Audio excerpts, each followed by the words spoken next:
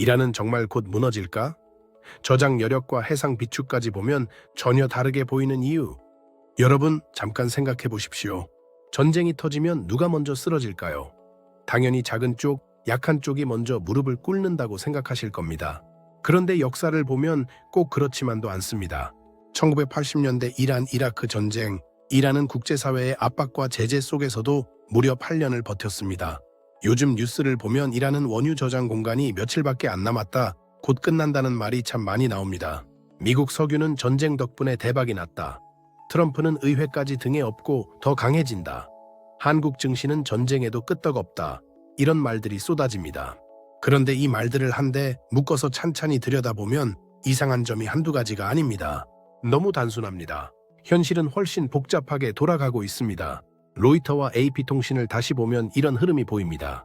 이란은 호르무즈 해협을 먼저 열고 전쟁을 멈춘 뒤 핵 문제는 나중에 다루자는 새 제안을 내놓았습니다.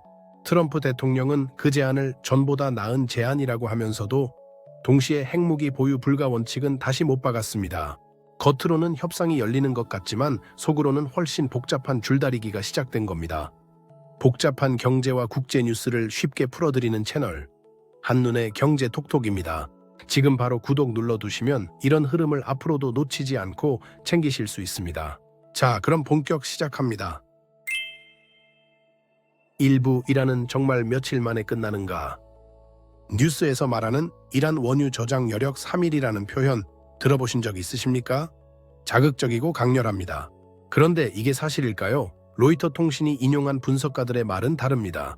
이란 수출이 완전히 막히더라도 생산을 줄이기 전까지 최대 약 2개월은 버틸 수 있다는 추정이 있다고 전했습니다. 물론 숫자는 갈립니다. 한 분석은 육상 저장 여력을 약 9천만 배럴로 봤고 다른 분석은 약 3천만 배럴로 훨씬 낮게 잡았습니다. 어떤 계산을 적용하느냐에 따라 약 2개월이 되기도 하고 더 보수적으로 보면 약 16일 안팎부터 감산 압박이 생길 수 있다는 말이 나옵니다. 이 차이 하나만 봐도 3일이면 끝난다는 단정이 얼마나 현실과 동떨어진 이야기인지가 보이기 시작합니다. 그런데 여기서 더 중요한 사실이 있습니다. 이란은 육상 저장 탱크만 바라보고 있는 나라가 아닙니다. 로이터는 이란이 유조선, 즉 탱커를 마치 바다 위에 떠 있는 창고처럼 활용할 수 있다고 전했습니다.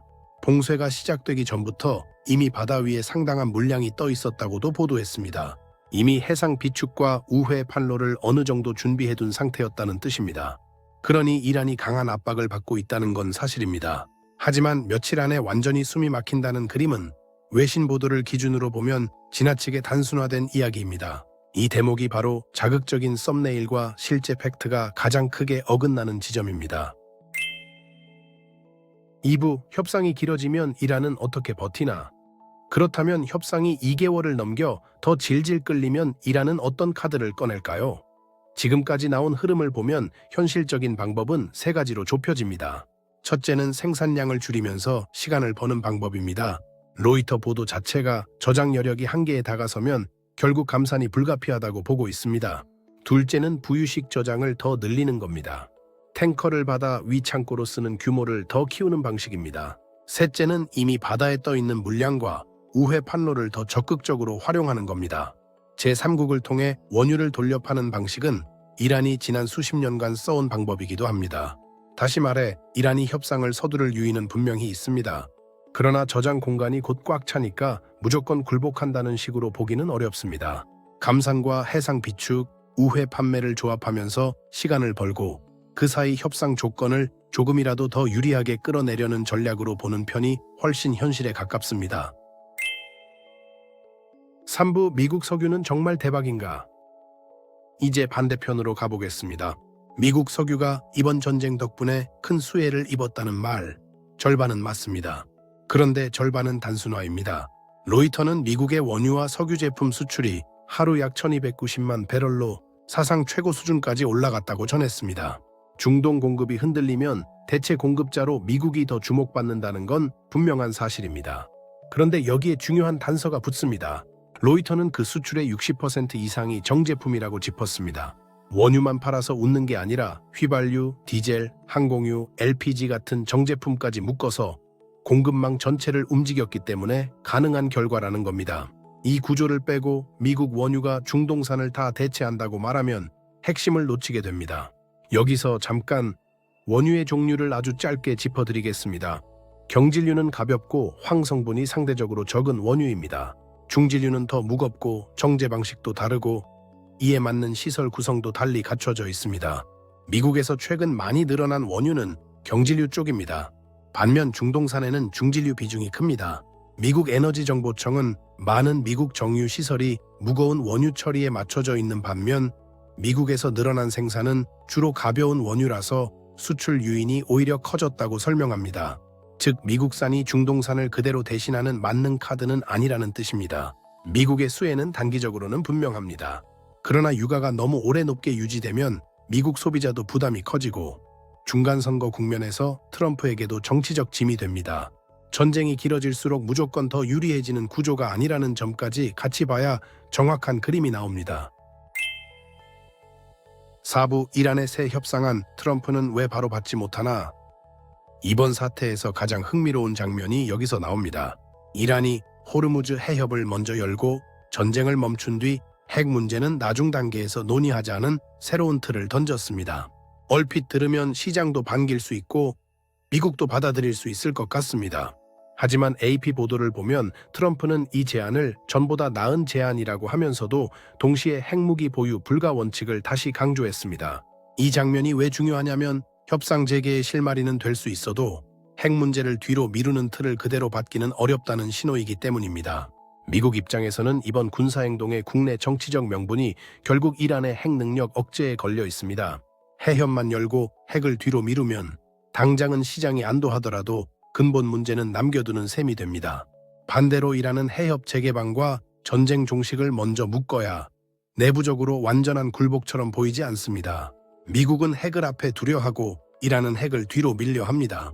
그래서 지금 협상은 받느냐 거절하느냐의 단순한 문제가 아니라 누가 핵심 의제를 먼저 손에 쥐느냐의 싸움으로 바뀌고 있습니다. 협상의 문은 열려 있어도 종전은 아직 멀어 보이는 이유가 바로 여기에 있습니다. 5부 5월 1일 전쟁권 합법, 트럼프는 더 강해지나? 여기서 미국 국내 정치가 끼어듭니다. 5월 1일 바로 전쟁권 합법 60일 시한입니다. 법적으로는 대통령이 의회 승인 없이 전쟁을 길게 끌고 가는데 시간 제약이 걸립니다. 그런데 로이터 흐름을 보면 최근 하원과 상원에서 트럼프의 대이란 군사행동을 제한하려는 시도가 이미 막혔습니다. 공화당이 다수인 구조상 이번에도 비슷한 그림이 나올 가능성이 충분합니다. 그렇게 되면 트럼프는 정치적으로 한 번 더 힘을 얻는 장면을 연출할 수 있습니다. 그러나 그게 곧 모든 문제가 해결된다는 의미는 아닙니다. 의회가 또 막아줘도 전쟁이 길어질수록 육아와 생활비 부담, 중간 선거를 앞둔 정치적 비용은 더 커집니다.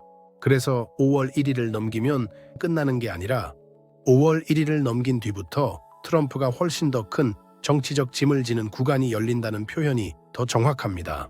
세계적인 뉴스통신사 로이터와 글로벌 마켓 리서치 기관 입소스가 공동으로 진행한 여론조사 결과는 이 부분을 더 선명하게 보여줍니다. 미국인의 66%는 목표를 다 이루지 못하더라도 전쟁을 빨리 끝내길 원한다고 답했습니다. 60%는 미국의 대이란 공습에 반대했습니다. 강한 지도자 이미지는 좋아해도 길고 비싼 전쟁을 실제로 오래 감당하고 싶지는 않다는 뜻입니다. 트럼프는 겉으로는 강경하게 밀면서도 시장과 여론을 완전히 무시한 채 장기전으로 뛰어들기는 쉽지 않습니다. 6부 한국 증시는 왜 버티나? 그리고 왜 더 무서운 건 롤러코스터인가? 그렇다면 이 전쟁이 한국 시장에는 어떻게 보일까요? 전쟁이 길어지고 유가가 오르는데도 한국 증시가 버티는 이유가 뭐냐는 질문이 많습니다. 로이터의 설명은 비교적 분명합니다. 최근 시장의 큰 버팀목은 AI 반도체 기대였습니다. 한국 경제가 예상보다 강하게 나온 배경에도 칩과 IT 수출이 크게 작용했습니다. 로이터는 1분기 성장과 수출 회복의 핵심 동력으로 AI 관련 반도체 수요를 꼽았습니다. 지정학 뉴스가 터져도 지수가 바로 무너지지 않는 이유가 바로 이 반도체 수요 덕분입니다. 그러나 그렇다고 계속 오른다고 봐서는 위험합니다. 아래에서 계속 끌어내리는 변수가 있습니다. 유가와 지정학입니다. 로이터는 브렌트유가 108달러대까지 오르며 인플레이션 우려를 키우고 있고 중앙은행들의 금리 인하 기대도 약해질 수 있다고 전했습니다. 한국처럼 수입 에너지 의존도가 높은 나라에서는 이 부담이 결코 작지 않습니다. 위로는 AI 반도체 기대가 밀어주고 아래로는 육아 압박이 끌어내립니다. 이런 장세는 보통 직선 상승보다 훨씬 피곤합니다. 하루는 강하게 오르고 다음 날은 크게 흔들리는 롤러코스터 장세가 더 현실적인 그림입니다. 지금 한국 증시를 볼 때 가장 중요한 시각은 바로 이겁니다. 전쟁인데 왜 안 빠지지가 아니라 반도체가 끌어올리고 육아가 깎아먹는 줄다리기 장이라는 점입니다. 결론. 자극적인 한 줄 뉴스로 볼수록 더 틀리는 이유. 오늘 흐름을 한데 정리해 보겠습니다.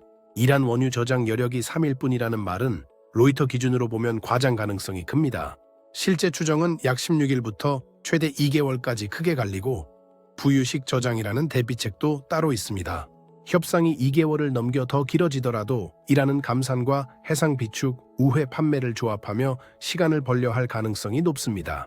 미국 에너지는 이번 전쟁에서 분명히 수혜를 입고 있지만 그 수혜는 정제품 중심 구조와 경질유 덕분에 가능한 것이지 중동산 중질유를 완전히 대체하는 만능 카드로 보기는 어렵습니다. 이란의 새 협상안은 시장에 희망을 주지만 트럼프가 핵 문제를 뒤로 미루는 틀을 그대로 받기에는 정치적 부담이 큽니다. 전쟁권 한법 시한은 중요한 변수이지만 의회가 공화당 중심인 구조상 트럼프가 당장 더 힘을 얻을 가능성은 있습니다. 다만 미국 여론은 이미 장기전에 뚜렷한 피로감을 보이고 있습니다. 한국 증시는 AI 기대가 받쳐주고 있지만 육아 압박이 상쇄하는 구조라서 당분간 롤러코스터 장세를 현실적으로 대비하셔야 합니다. 결국 이번 사태는 자극적인 한 줄 뉴스로 볼수록 더 틀리기 쉽습니다.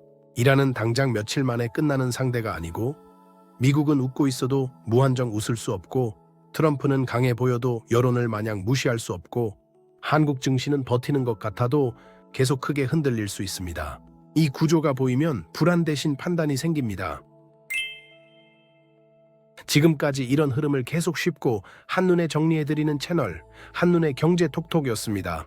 구독과 좋아요 아직 안 하셨다면 지금 눌러두세요. 시청해주셔서 감사합니다.